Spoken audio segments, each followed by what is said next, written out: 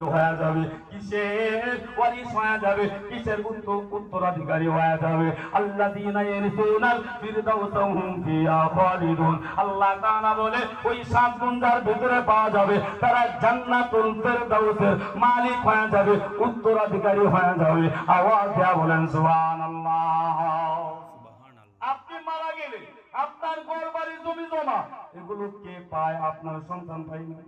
হ্যাঁ, আপনার সন্তান, আপনার মেয়ে, আপনার ছেলে, তারা উত্তরাধিকারী। আপনার মৃত্যুর পরে তারা এগুলো পেয়ে যায়। আল্লাহ তাআলা বলেন উলাইকা হুমুল ওয়ারিসুন। হে বান্দা শুনে নাও, তোমরা উত্তরাধিকারী হয়ে যাইবা। বান্দা তোমরা ওয়ারিস হয়ে যাইবা। কিসের ওয়ারিস হয়ে যাইবা? কিসের উত্তরাধিকারী হয়ে যাইবা?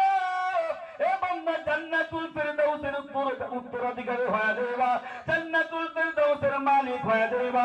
কারা হয়ে যাইবা? কোন বান্দা হয়ে যাবে? যার ভিতরে 7টা গুণ পাওয়া যাবে। 1 নাম্বার ওয়াজাফলাহাল মুমিনুন আল্লাযীনা হুম ফি সালাতিহিম খাশিউন।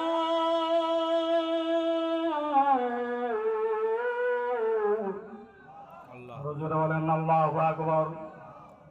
আল্লাযীনা হুম ফি সালাতিহিম খাশিউন।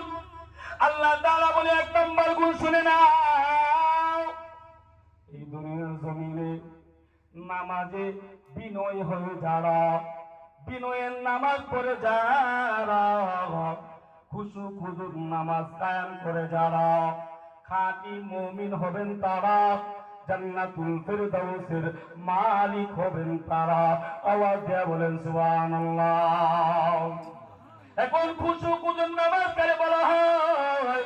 অনেক মুসলমান এই দুনিয়াতে আছে তারা জানে না। এ যুবক, এ বৃদ্ধ মানে শুনে না, অনেক নামাজি দুনিয়াতে আছে, দেখবেন নামাজে দাঁড়াইয়া ডানেও চায়, নামাজে দাঁড়াইয়া বামেও তাকায়। অনেক নামাজি আছে নামাজি দাঁড়াইয়া দেখবেন উপরেও তাকায়। অনেক আল্লাহর বান্দা নামাজে দাঁড়াইয়া ঠেলাঠেলি করে আছে, কথা কন্যা আছে না নাই? অনেক আল্লাহর বান্দা নামাজে দাঁড়াইয়া ব্যবসার কথা চিন্তা করে নিজের সন্তান সৌদি আরব মালয়েশিয়া থাকে, নামাজে দাঁড়ায় দাঁড়ায় চিন্তা করে আমার ছেলেটা কেমন আছে, কি হালতে আছে, এই চিন্তা ভাবনা গুলো নামাজে দাঁড়ায় করে।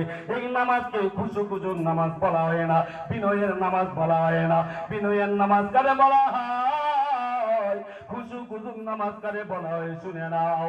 এই যুবক ভাই ও বিন্দু বাবারা, তুমি যখন নামাজে দাঁড়াইবা মনে করবা আমার সামনে আমার মাওলা দণ্ডাইবা। তুমি যখন নামাজের মধ্যে দাঁড়াইবা মনে করবা আমার ডান পাশে জান্নাত। তুমি যখন নামাজে দাঁড়াইবা মনে করবা আমার বাম পাশে জাহান্নাম হাজির। তুমি যখন নামাজে দাঁড়াইবা বান্দা মনে করবা তোমার পিছনে মালাকুল মউত আজরাইল। এ বান্দা তুমি যখন নামাজে দাঁড়াইবা মনে করবা তুমি আসরের জমিনে দাঁড়িয়ে আছো। এ বান্দা তুমি যখন নামাজে দাঁড়াইবা এ বান্দা মনে করবা এই নামাজটাই আমার জীবনের শেষ নামাজ। মনে হয় আমি আর সামনের নামাজগুলো আর পড়তে পারবো না। এই নিয়ত করে এ বান্দা, এই অনুভব করে, এমন নিয়ত করে এ বান্দা তুমি যদি নামাজে দাঁড়াও, এ বান্দা তোমার দিলটা বাহিরে ঘোরাফেরা করবে না, তোমার মন বাহিরে যাবে না। তাহলে তোমার নামাজটা খুশু খুজুর নামাজ হবে, বিনয়ের নামাজ হবে। আওয়াজ দেয়া বলেন ঠিক না?